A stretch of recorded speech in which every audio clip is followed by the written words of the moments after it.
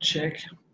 Hello everyone, welcome to Totally Speedway's inaugural conversations with myself, Daniel Powell. Our first guest tonight is one of the country's leading Speedway photographers in Gavin Skene from Blackjack Co. Gavin, how are you tonight? Good, thanks Daniel. Hello everyone. Welcome. Yeah, and thanks everyone for tuning in. This is another, I do my live Q&A, which I do on Wednesday nights at 7:30. And this is another new element that we're adding into it. So thanks everyone for tuning in. And yeah, for the next hour, we're going to be chatting to Gavin about all things Speedway as a photographer, how he got started. A lot of people might not know that he did have a brief stint as a competitor. He's a family racer. His family have raced for a long time. So yeah, we'll get stuck into it. So Gavin, firstly, tell me a bit about Speedway. You've grown up in it. Tell us about your first memory. First memory would have been Liverpool. It's a bit of a memory of being told and a memory of I vaguely remember it. But I was lifted up over the fence to look down and see my brother or my dad in the pits. Just lifted up over the fence, had a look in the pits, and then went and sat back on the hill and watched racing. So how old were you at that stage? Oh, wow, that's 7, a good 8? question. Very young. Yeah, probably, about that age, yeah. Okay, yep. So, and then naturally being brought up in Speedo, what are your memories early? We spoke about your first memory, but tell us a bit about growing up in Speedway, going to the track. Yeah, look, in my family's racing, there was a lot of travelling, so it was a lot of family time, road trips, going away, going racing, getting rained out, sitting in a caravan park, things like that. Yeah. Not much difference now. Yeah. A lot of things happens, not much. There was a lot of, summers of making sure we got down to then PCR to make sure we could get a spot on the hill to see some of the best race. And, it wasn't just with our racing. We always chased sprint cars, watched them, went to a lot of tracks, Queensland, Victoria. Didn't make Adelaide as much when I was young, but yeah. So tell us a bit about your dad's background. Obviously your dad, Alan. Yeah. Raced throughout the 70s and into the early 80s? Yeah, Dad raced compact speed cars in 76. He was the Victorian champion, and he was one of the first to bolt a roll cage onto his car because he thought that with all these guys and friends that they were losing, something needs to change. So yeah, he made a roll cage at home and bolted it on. So we're talking late 80s, early 90s, or? It was a bit. Because they were known as TQs back then. Yeah, they did get that name. They were TQs, sorry. Yeah. Look, to tell you the truth, I can't remember the years. Unlike me. I just remember things off the top of my head. But so throughout the 70s, tell us a bit about growing up with compact speed cars in the 80s. Like you had guys like Skip Jackson, Rod Bowen, Peter Murphy that spent a lot of time there. Your brother then, after your dad finished racing in the early 80s, he then, Craig, your older brother, he got into it competing compacts. Tell us a bit about Craig's career and growing up in that era because compacts were huge back then. Yeah, look, they were. And I remember that Dad built a car in the garage and I remember the colours and everything. It was the yellow Novus car, and it was all at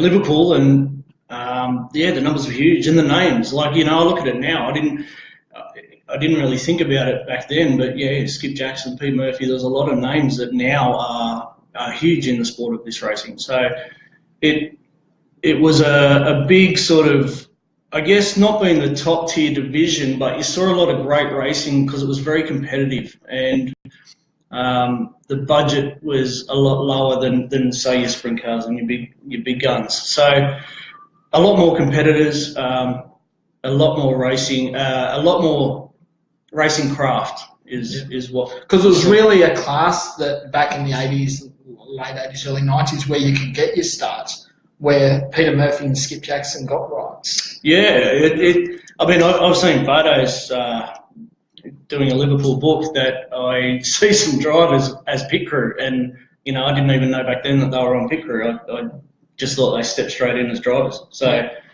yeah, and there's a lot of names. I mean, there's a lot of people that were involved. I've heard plenty of stories about Liverpool and, you know, probably things that like you couldn't do nowadays. But yeah. So with that, and what's your fondest memory of the compacts growing up? Like, you know, your brother Craig raced up until about the mid-90s, where he was a former New South Wales champion. What's your fondest memory of the going around with your older brother? There was, well, trips to Nowra. Nowra seemed to be a track that I don't know. I think it was because it was one I raced at a lot. But I remember, Craig was racing in his. It was a blue chassis, and I remember we actually he just got back from the States. He was doing a run over in the States, and he got back and we had to paint the wheels black because it looked fast. So, and then we turned up at Nowra, and he actually had a great run that night. I think Nowra is one of the best tracks that I remember. With the compacts, you know, and myself racing there, I had some of my best races there. I also I blew my motor there a couple of times. So, you know, there's a lot of memories from that track. And So we'll get that in a minute. Craig, in the 96-97 season, he stepped into sprint cars with the compact, and he drove for the Dad and Dave racing team, the New South Wales number 45. He done a season, and then what happened to Craig's career then? So he stepped out and, you know, got the family life and everything happening there, and still had the racing bug, and still does. Definitely, he's just sort of stepped back from trying to compete in Sydney and in New South Wales, and is now, well, you know, now he travels overseas and races in Florida at the moment, but you know, still competed in the wingless cars as well. So we'll touch on that. So after the sprint cars, when Craig finished with the sprint cars, you jumped behind the wheel. Were you driving Craig's car, or did your dad build another one? Yeah, Dad built another one. Okay, so you sold off that Craig's car when he moved into sprint cars? Yeah, so that all went, he sold that, and Craig went to the sprint cars with Dad and Dave, and then it was a number of years after that, actually, and I think I was probably 14 or something, and Dad he came home one day with a chassis, and sort of week after week, day after day, it started getting put together. Yeah, and at that same time, when you started racing, you also picked up the camera for the first time. How did that all come about? Was that just by mistake, or had you always had a photography? We had a couple of races, and there was a time where, I can't think of when it was, but the girl I was with at the time, we went down to Parramatta, and straight away she kept seeing how I went straight to get photos, and said, you know, have you ever thought about picking a camera up? And so you go there and buy photos from the photo stands? Yeah, from Peter White and Brian Darby and all those guys. Yeah, Warren Bridge, Tony Loxley, they were a big influence in what I do now. But I'd sort of race straight over and look for the best photos and buy them and sit on the hill and look through them while I was waiting for the racing to start. So what fascinated you about photography? Like, I'm the same. I did the same thing as a kid and would go and get photos. I'd get photos and then go and get them autographed. Did you do that, or were you just more about the visual, looking at the photos? It was. I did get a couple autographed, and then I also, I created an album of favourite drivers and then favourite photos, things I liked. Yeah. It's sort of developed in photography. It's sort of it moved on when I had some engine dramas one night, and because you raced for about 2.5 seasons, and without you tooting your own horn, I'll do that for you. Yes, you've done pretty well. You ended up you were the Rookie of the Year in your first season. That was the late 90s. You also won the New South Wales Club Championship for the B grade. Yep. So you've done pretty well, and you certainly continued the family tradition. Was there a lot of pressure as a driver, being a Skene and knowing what your dad and your older brother had done it when you did get behind the wheel? Oh, not as much pressure from the family or anything. It was get in and have a go.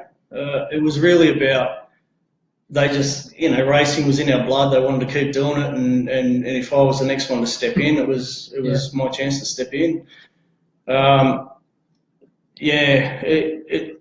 I ended up just having a few engine dramas within those years, and I got a bit frustrated. So someone said, well, the girl I was with said, pick up the camera, and so I did. I just picked So up. it was basically at the same time you'd always had, like, you'd had an interest in photos, and then you tried the racing sort of thing. And racing's not for everyone, and you know, whether you have the desire, it's a lot of commitment. Was that when photography you went, okay, I'm gonna do this more, or had you bought the camera before you got the car, or was all the money going into the car, so you didn't get the camera until you finished with the car? No. I bought the camera because my Skene family racing funded the team. Yep. I bought the camera and just while I was waiting for things, or if we had a bad night, I'd just pick the camera up and throw a few rolls of film through it. And good old film, what's that? Yeah. Film, what are you talking about? Yeah. So we're talking the late 90s, people, for people that might not know what film is. Film, before there was digital. And what did that teach you in terms of photography? Because you've got to be right. It's expensive to buy rolls of film, so you had to definitely all the money. You can't just click a button like you can these days. And no, that's right. I mean, I'm self-taught in photography, and it was I'd buy around about 10 rolls of film a week. What were the prices of what $5 a roll, or were they? No, I'd buy a slide, so it was around $12.95 to $16 each. And then to get it developed, and then to realise that they didn't work. So there was a big cost in learning on your own. Did it make you better? Like in hindsight, you look back and it made you tighten your craft straight away. It made me look at what I was doing, and after a while, I took notes. I started to think, well, so where were you getting these? Where were you going to take photos at this time? We're talking like late 90s, early 2000s. What opportunities did you go to the country tracks, or did you try and go straight into the big tracks like a lot of people do? No, I did. I went to the country tracks. Yep. I would, in times when there wasn't any racing, I would go and just set up at a busy street and try to photograph cars going past at speed. To try and get the feel of what would work, what wouldn't work. I'd take notes on what roll I did, what speeds, what ISO, what apertures I used, and it was a lot of trial and error. Yep. But in the end, I mean, today it's people say, I don't get enough practice. I mean, it's digital. You can shoot and look straight away. It's a lot different.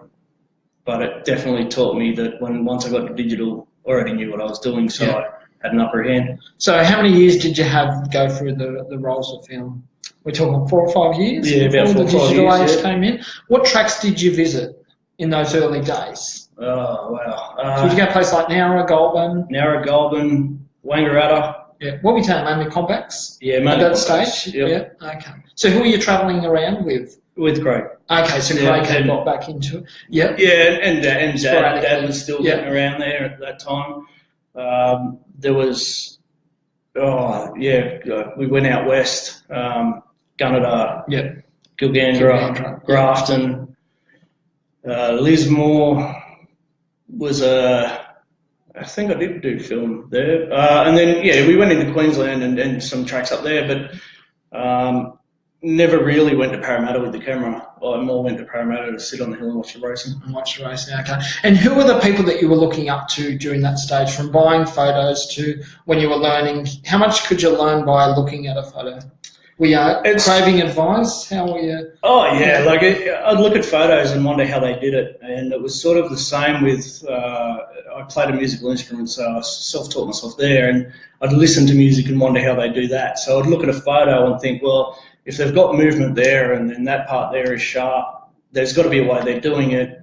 What elements do I need to use to make that happen? So I would hone on that for months at a time until I got that right. Then I would move on to the next bit that I would see in a photo and try and combine the two. And it was a lot of mixing things to see what would work. Yeah, and what about people that you looked up to, and who were the ones where you went to for advice?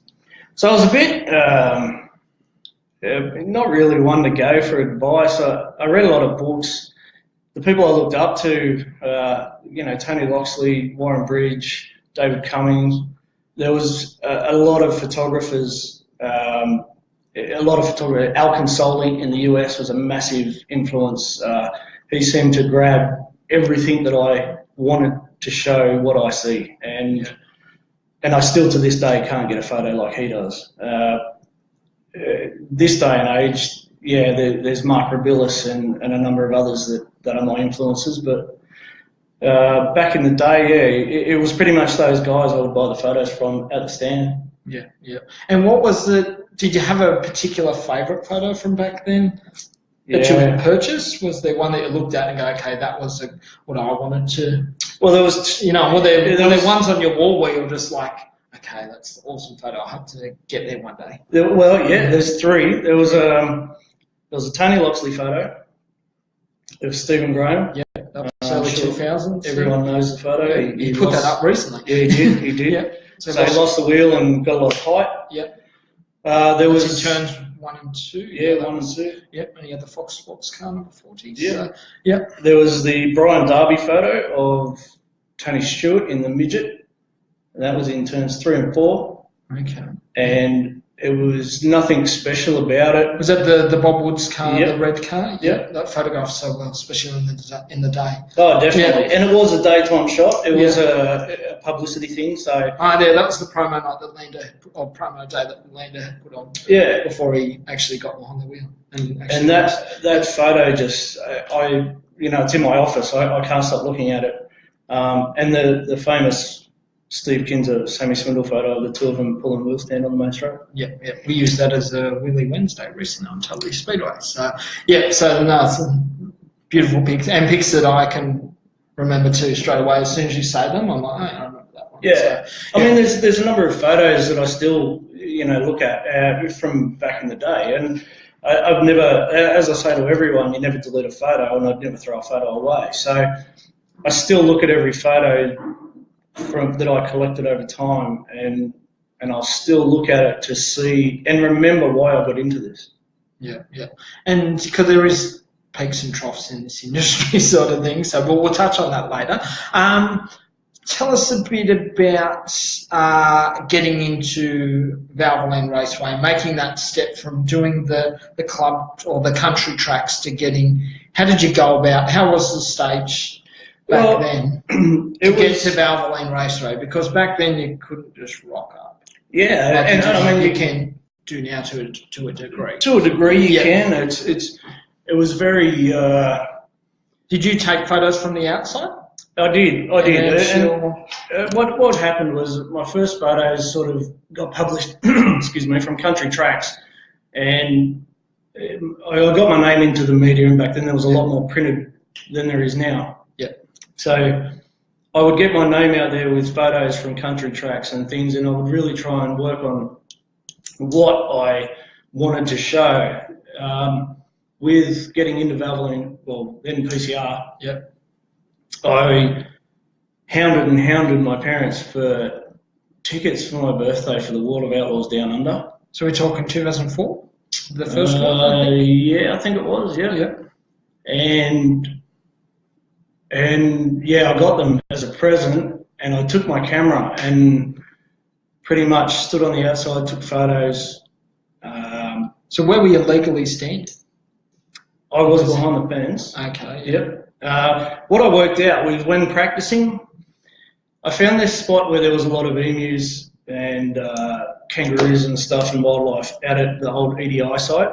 Yeah. And there was a fence in the way, and I had worked out then how to shoot through a fence. Okay, yeah. So I thought, I could go to the track and I can shoot through the fence because I know how to do that. So you were doing that, was that as a lead up to try and, if I'm going to get into Valvoline Racing, I'm going to have to do it the hard way through the outside? No, it was actually, I was just driving home. I was in the car one day and I saw all this wildlife and I thought... Yeah. So explain EDU, where's that for? Where is that? Nowadays it's houses everywhere. So. Okay. So that was out your way out? It was out west, towards Penrith area. Penrith? Okay, yeah. And I saw all these animals and thought I should photograph them. I just photographed anything when I could. and they're on the other side of the fence. So I, pretty much learned how to shoot through a fence then. When it came time for the Outlaws Down Under, I knew I'd be able to shoot through a fence. Took my camera and gave it a go. Sent them to the track to just say I took some photos. Because that was early days of Brian Healy and Steve Green and that. Yep. So it would have been, yep. And then, I got a tap on the shoulder from Stephen Green and said, how would you like to shoot from the infield? Yeah. So what was the period for that? Are we talking a season? Are we talking... The first time on the infield? Yeah, when you actually went from taking photos from the outside to actually getting that tap on the shoulder from Green. When he tapped, it was probably about 3 or 4.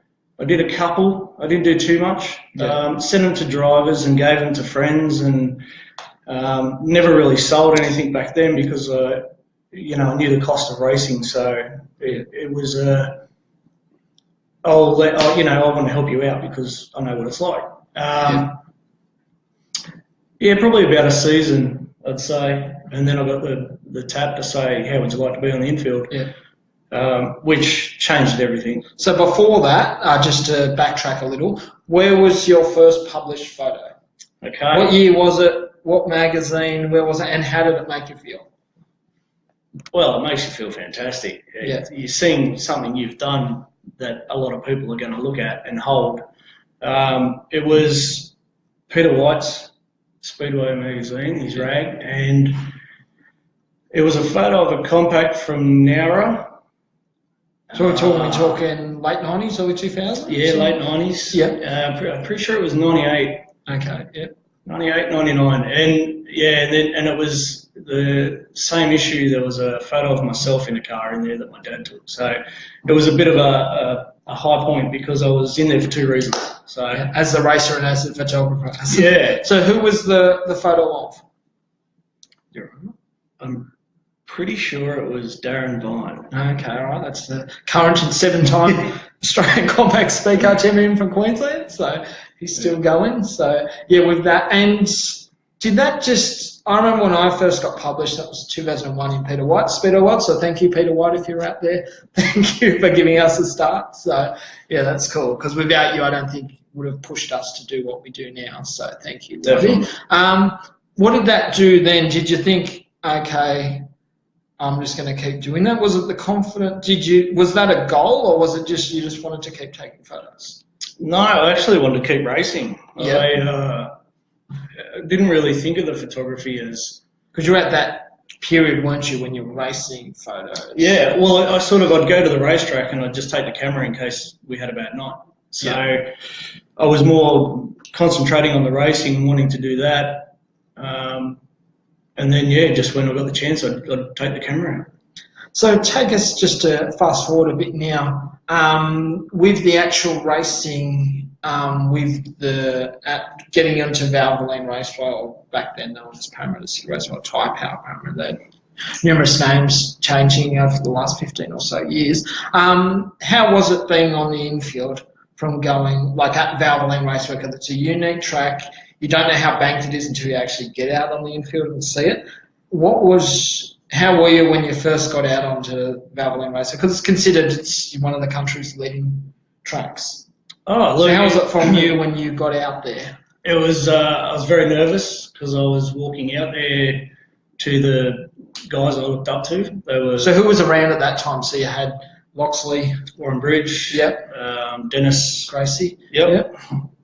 There was occasionally Mike.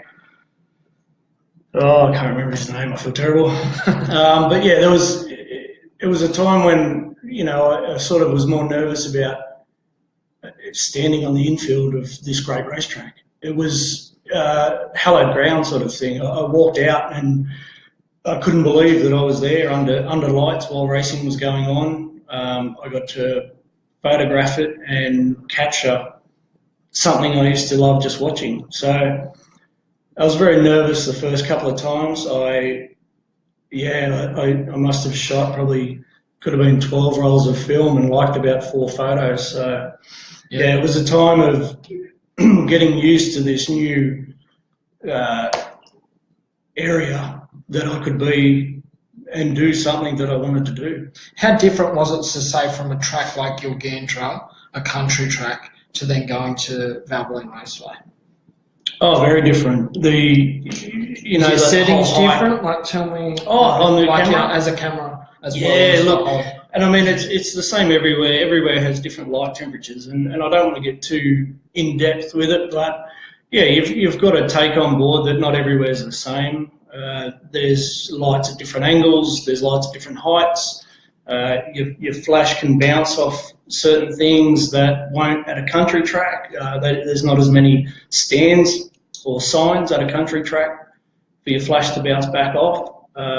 Whereas at Valvoline Raceway there was a lot of that. There was a lot of signs, and then you had the hype of the commentators revving everyone up, and the atmosphere was something else as well compared to a country track.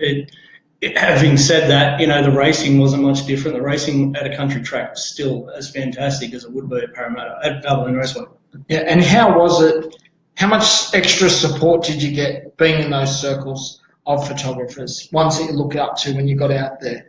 Yeah, at first, I mean, it's like... Because you're the new guy. Yeah, that's right. I mean, at first, you're the new guy, so it's sort of, we're not here to help you, mate, get on your own. But then when they notice you can capture something, they really opened up and supported me in a way like they could see I was trying to do something and said, have you thought about doing it this way? And a week later I'd try that way and it would make a difference. And then it really made me see that it's a lot easier and a lot better to collaborate with the ones you work with and work together rather than against each other. And don't be afraid of these people that you look up to, because they're doing the best they can. They want to make this sport the best they can. So then they see that I was in that same boat. So we're going back to 2004, 2005. Where were you publishing your photos at that time? Apart from magazines, but you had a website, like Still Shots, I think it was .com.au. Yeah, Still Shots. Yeah, that was. And you used to go to Nepean and take photos. Nepean was a massive part as well. The kart club really gave me an opportunity to hone in on my skills, and because you could go race, you could go to on Saturday night at the track at Valvoline and then go out to Nepean on the Sunday. Yeah, and it was great. When I was younger, I had that energy, so I could take photos and then sleep 3 hours, get up and go and do it again all day. Because I had that energy and I wanted to do it. Was it the hunger just to learn? Was it just the hunger to learn, or just beautiful energy? Every time I photograph, and I'm still to this day, I'll always try something new, because I think, and I believe, if I keep doing the same thing, then someone's going to go past me, or someone's going to, go further ahead. I'm not one to sort of just want to sit still. I just want to keep going forward. So I need to try and better myself every time. Yeah. So with that, okay. And tell us a bit about Valvoline Raceway. You've also, at this time, you were... you've had 2 stints at Valvoline Raceway working there. 2 times, yep. The first one was 2006? Yeah, 2006. How did that all come about with you going from a photographer? What were you doing as a day job? Yeah, I was at Rocket Industries, and I went there to try and get a job in the warehouse, because I wanted to start a photography business. And GC just came to me and said, Graham Cowell. Sorry. He came to me and said, I don't want you really to work in the warehouse. How about you just come and work in accounts receivable? And I said, well, I know nothing about accounts.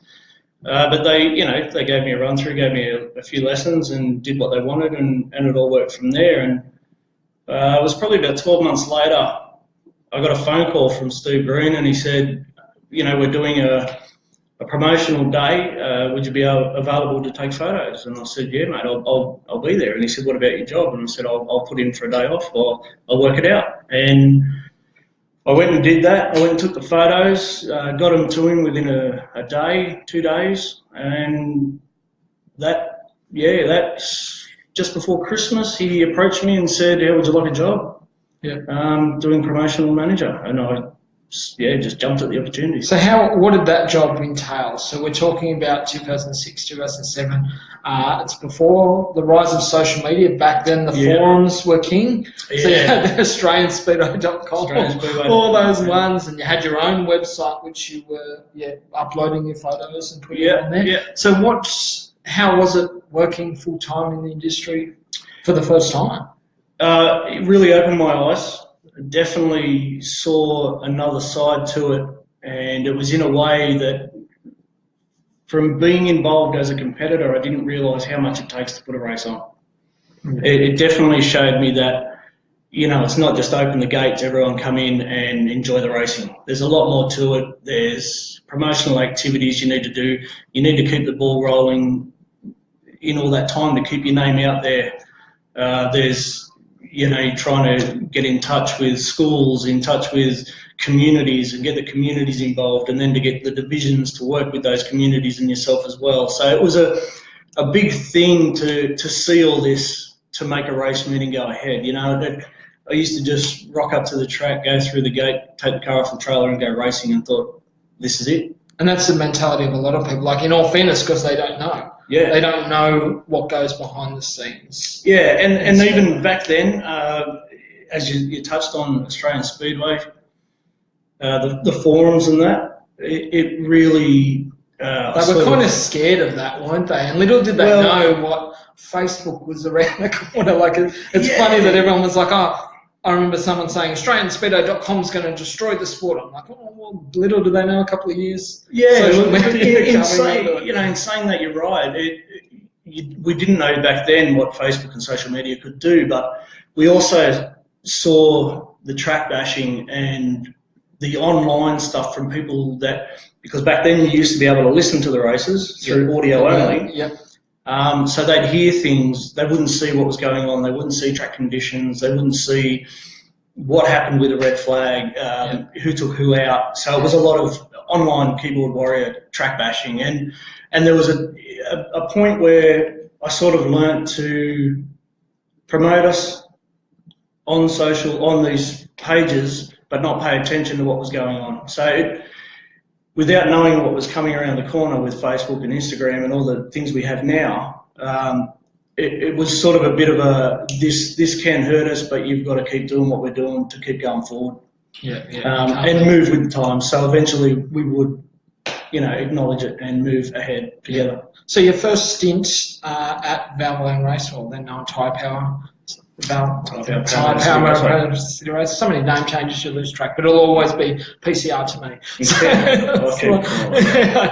That's it. But with that, how long was your stint? It was a short one. Yeah, we're talking 6 months. Yeah. It got to a point where was it the reality of the sport? There was a lot of. I took a lot of pressure onto myself. I was getting frustrated with the amount of work that went into it, and the outcome wasn't really getting to where I could see it being. I thought it should have been a lot better than what it was, and I mean that's the way it is. That's I learned that then, and so I sort of thought, this was killing my passion because I'm pushing what I'm doing, and no one respects what we do, and I didn't want to lose that love I have for this, and so I stepped down. And then soon after that, you started doing. So tell us about. You went from a photographer, still doing photography, then dabbled into graphic designer. Like my graphic designer, current one, Alan Thompson and Gav are good friends, and they started the same sort of thing. Went from taking photos into doing design and e-design magazine. So how did that come for you? Kind of with Alan, it was me just going, I've got this, I'm going to do this. Can you do it? Yeah. How was it for you? So it was while I was working at the track, Steve Green said, can you put an ad together? And I said, never done one. In fact, that's what, was Photoshop still around there? It was Photoshop. It was early days? It was Photoshop 3.1, I think it was. Okay, so what I was using. It was very early days. Yeah. He said, can you put an ad together? And I said, never done it. So we sat down together and gave it a go, and I pretty much looked back over the old ads that were in the paper and thought, how can I make what they did then to what we do now? By the time I made about 5 or 6 ads, Greenie said to me, he goes, mate, you should look at it, doing that. You've got a knack for it. You've got the photos. You can see how you can use your photos to create these. So yeah. Is it that photography eye that helps you with graphics? Definitely. Background? Yeah. Excuse me. I definitely, with graphic design, when I was running a magazine and also with what I do now with posters, with promoting a team, I will make sure I get the shot I want so that image works in the flow that I want it to in what I'm going to create. I'm pretty much, it's sort of hard to say, but I photograph in a graphic design mind because I think, okay, if I'm shooting it this way, I need it to work for either a magazine, I need it to work for either a newspaper, I need it to work online, I need it to work, okay, if it could be a cover photo. There's a number of things you need to look at these days. So, yeah, it really makes you look at photography in a different way to make it work with advertising and graphic design. Yeah. And tell us a bit about how the opportunity was it inside Speedway that you... Yeah, so because you never stint at Speedway Racing News too, or that never happened? No, it didn't happen. Good old Tappy. Yeah. Okay. It was proposed, but it didn't go forward. Okay, So when I left the track and Greenie said you should look into it, I pretty much went straight to a graphic design course at Commercial Arts Training College in the Rocks, and I concentrated there full-time for around 1.5 to 2 years. Left there sort of about a year, and I was still photographing at the track at the time. They never had an issue with me photographing. So I continued to photograph and work with drivers and teams and all that sort of stuff, and I still worked with the track in giving them photos for advertising. So after that, I got a phone call from a bloke that said I'm going to put a magazine together. And that was Jeff Crisp. He was Crispy. Did you know much about Crispy before that? Because he's a drag racing guy. Like, how did it? Yeah, well, being working at Rocket, I did get to meet him. So I knew who he was, and we'd spoken before. Then he told me he had an editor, and that was Rod Britton. That was Rod Britton. Good old Rod, yeah. Who's at Sydney Dragway. Yeah. So it really felt like it was something that I should do. So I took the opportunity and jumped into it. So how was it from going from designing a couple of ads and things like that to going to a whole magazine dealing with deadlines? The pressure of that, making sure content's I loved on time. Yeah. I loved it. I love working with deadlines because I work better under pressure. So when I'd leave everything, I'd let all the stories, photos, everything, content build up, and I'd buy magazines every week. I'd spend around $300 a week on magazines just to see what was good and everyone was doing. Yeah. And then within the last sort of 2.5, 3 weeks, I would just cram everything in, put it together and start piecing it. And while I was putting articles together, 6 to 8 pages, or while it was getting edited, I was still just cramming other stuff out. And by the time it got back to me with the final touches, we had a couple of days where I'd make those changes, get it print ready, and we'd go. Yeah, off we go. So, okay, and you lasted there 3 years? Yeah, 3 years. I went back and did a couple of editions for him, and did a bit with the drag racing publication. Okay, as well. Drags for Australia, that was the sister magazine, or Inside Speedo was the sister magazine to that. Then in about 2009, you finished there, and then you went into ACP, that's the Australian Consolidated Press. Yeah. And you were working in, tell us a bit about the magazines that you were putting together. You'd gone from dirt, Speedway, into this whole new world of people and expectations. From motorsport in making everything about looking fast and racy and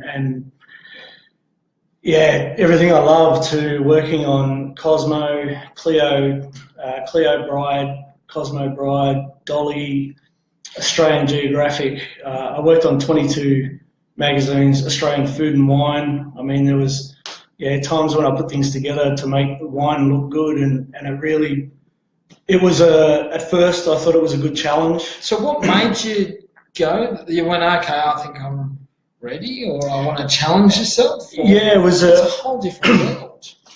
I saw an opportunity because every magazine I bought each week came from ACP, and I looked at it thinking, well, this is the place I need to be. So I chased that. There was an opportunity for a directorial advertising designer. So I went for it, pretty much on the day, got the job, and went from there. Lasted 12 weeks? 18 weeks in total. Yeah. And what was that for yourself? Like, you just going this whole different world. Like, I can't imagine. Was it kind of the grass is greener, you didn't know, or was it green? Well, yeah, there was that whole, we want to give you this, we want to do that, you're going to be a part of this, and you get in there and realise that to get to that magazine that I wanted to be at, which back then there was like Street Machine, it was a lot to get there, and that was in a completely different building to where I worked. So you basically had to get a foot in the door sort of thing. This was your foot in the door, and you had to. Yeah, and I had to just start with creating ads in TV Week for psychic readings and card readings and things that I just had no interest in. Yeah, and that certainly, when you do something like that, it just enthusiasm wanes, and you're like, they can't pay me enough to stay there. Yeah, definitely. All the money in the world, and no, I'd still say no. I thought that where I needed to be and in what I was doing it that way was going to take too long, so I had to take a different path. Yeah, okay. And what happened then?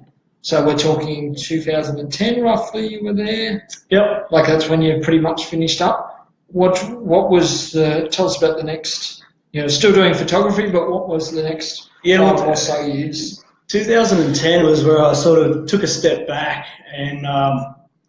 from the sport in general? Yeah, I had a break because the cost of getting my camera cleaned to the cost of how much, making in photography and Speedway just wasn't working. So I wanted to take a step back, have a break. Was it a matter of just being burnt out, or was it a mixture of that and the cost associated? It was. I sort of saw it all at the time as being, I better take a stand, or make something different now, so that I don't burn myself out and then hate what I want to do.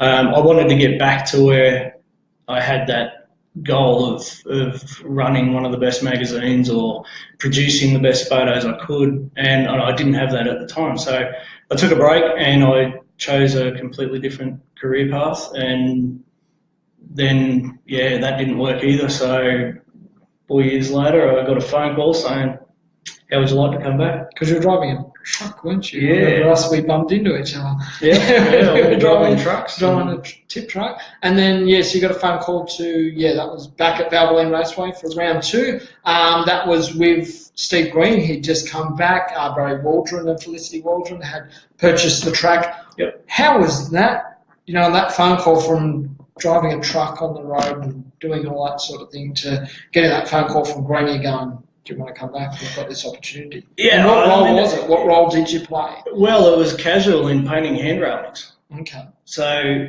at the time...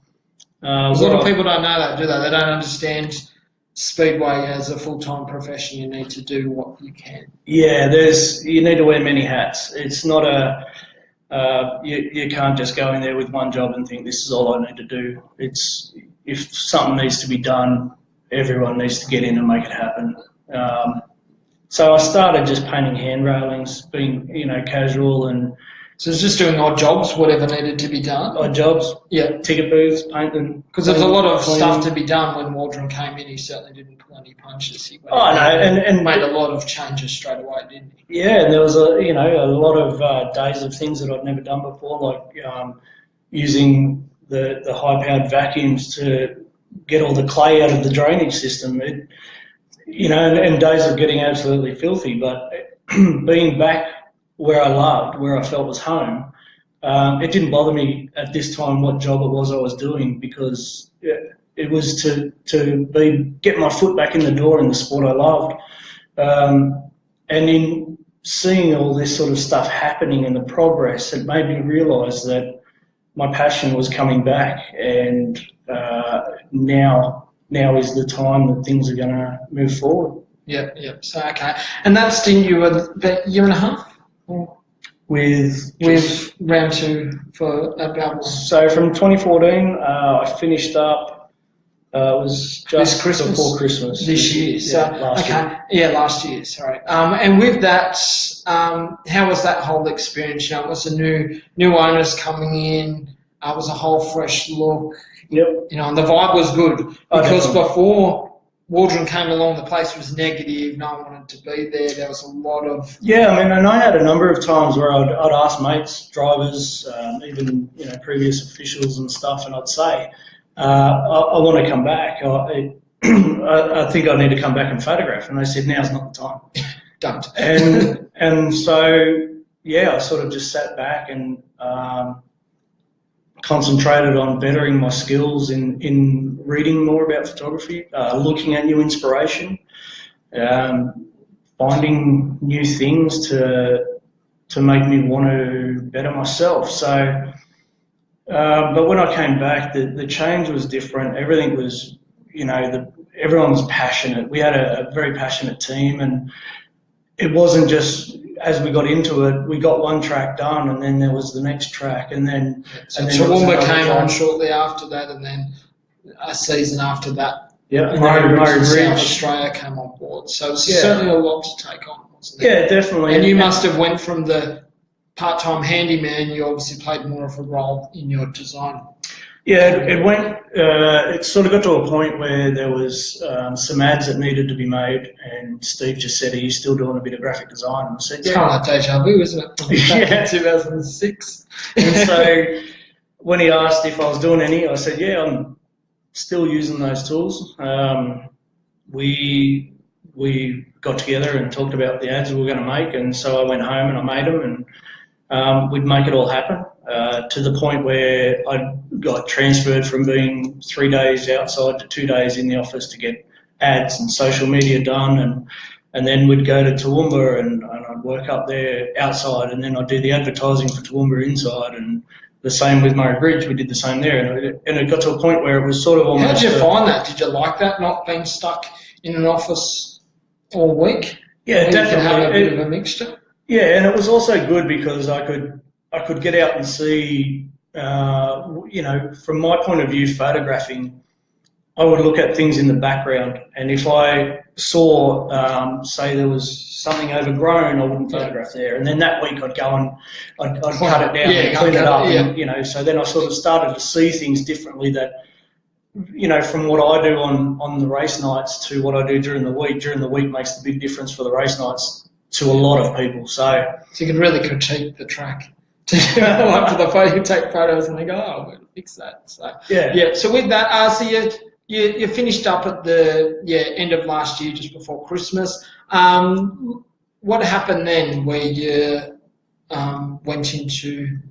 you basically gone into full-time freelance? Yeah, I got to a point where I had a lot of teams and people, and I started getting old contacts, see what I was doing, and said, oh, look, we need some stuff done if you're back into it. And so I thought, this was earlier this year, earlier this year. And I thought, well, now's the time to do what I've always wanted to do since, the first time I worked at the track. I worked at Rocket to try and get my own business going, and this time I thought, I'm getting older and I've still got that goal and that dream, so I might as well just do it now. Your wife, Michelle, we haven't spoken about her, but it's someone important. She's probably watching. So, hey, Michelle.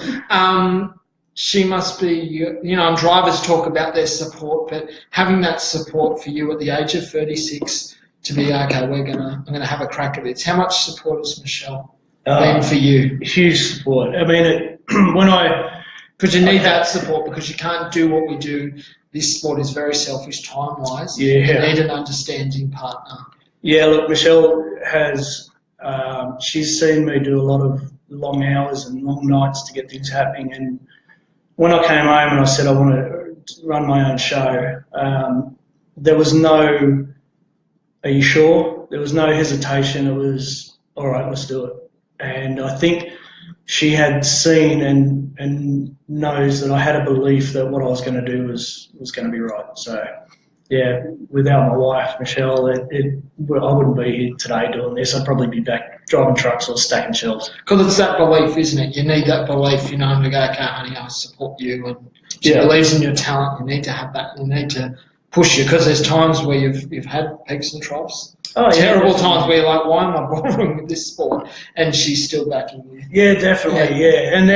And nights, weeks where she hasn't seen me because of the hours. And it could be even at home. I could be trying to get a poster done or a magazine done, and I'd work all through the night till 5 o'clock in the morning, and she'd get up to go to work, and I'd pretty much just go to bed for about 3 hours and say, all right, I'll talk to you later.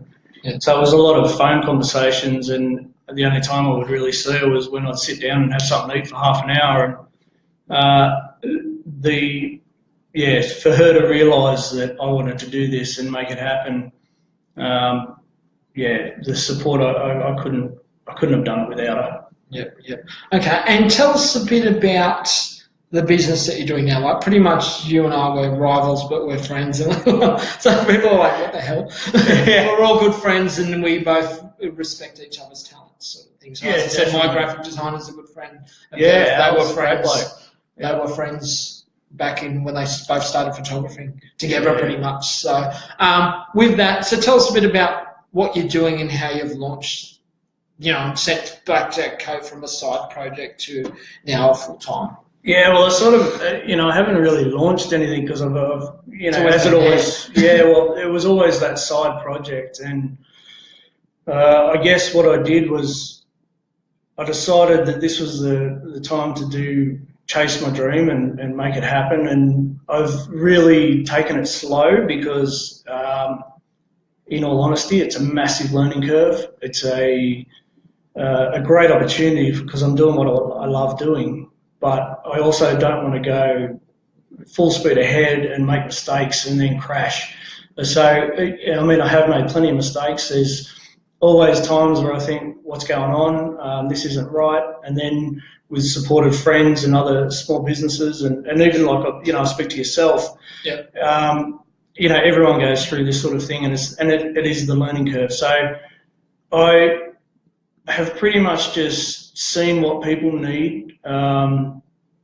That old saying, see a need, fill a need. So I communicate with teams. They ask me if I can do something. If I tell them if it's within what I can do, I say, yeah, I can do that for you, and make it happen. And one of your biggest supporters, you talk about the people that you've talked to, is Steve May, the former fellow co-worker at Powell Raceway. He's certainly played a big part in pushing you. Pushing your talent. Michelle certainly played a huge part, but Steve certainly played his part as well. And you've only known him for a short time, a couple of years now. There's been plenty of support along the way from people, and people see things in me that I don't. There's a number of people. My family's one, my dad, mum, and everything. My sister, Bainesy, he always says to me, "You've got something that you need to use," and I never saw it in myself. And until working with Steve May, it sort of didn't hit me that what I'm doing has a skill and I should use it. And Steve is sort of he's the big engine in what I'm doing. He really pushes me, and without his support and he's also push and telling me what I'm doing wrong, which is what I appreciate. You need that critique. You need it from outside, not your wife saying, but needing something from outside. Yeah, that's right. Yeah. He's a massive part of this, and that's why to this day we still are in touch every day. We still work together. We're still trying to do things together to make it happen for the future. So and tell us a bit about how you see the whole Speedway, the scope of Speedway and where it's headed. It seemed like, in my opinion, just to start this off, it is, I said, the teams are raising the bar and the tracks are slowly, and then the associations are slowly catching up, because we've got the best of everything with cars. Yep. Well, we need everything else behind the sport to keep pushing it forward. Yeah, definitely. I mean, like with Barry and Felicity, with what they've done, they've definitely raised the bar in tracks. through travelling around those 3 tracks I worked at, and then seeing advertising change for other tracks, and then seeing venue updates happening at other tracks, and they started to see that, yeah, our fences, you know, they need a bit of work. Yeah, okay, we need to tidy up the entrance. And so I think that once all that happened, it started to lift venues and all that sort of thing. And then the advertising we did, the promotion was definitely a game changer. That made it, a lot of people look at things and think, these drivers are the stars. We do need to make them the main attraction. It's not just about getting bums on seats.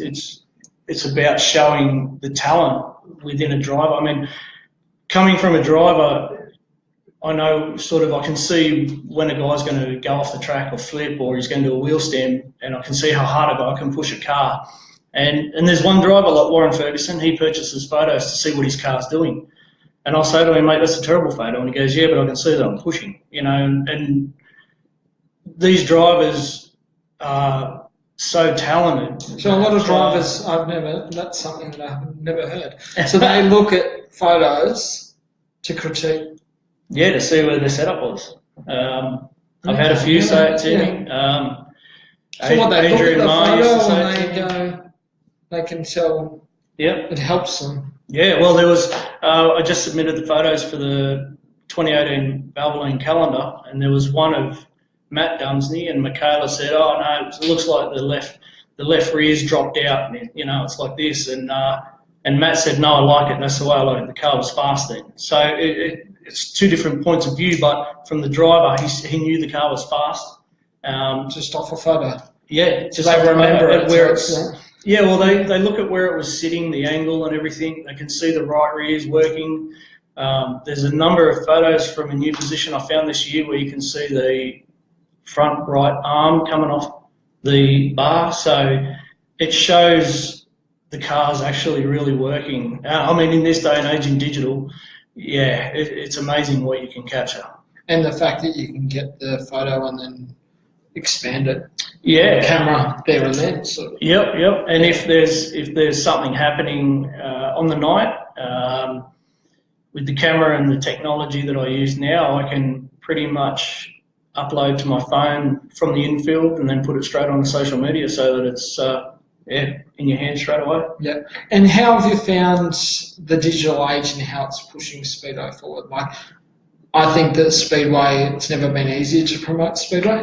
Never. Because you've got social media and everyone's hands are the phones are attached to their hands. Yep. So how does your role play in that, in pushing this sport forward through what you do?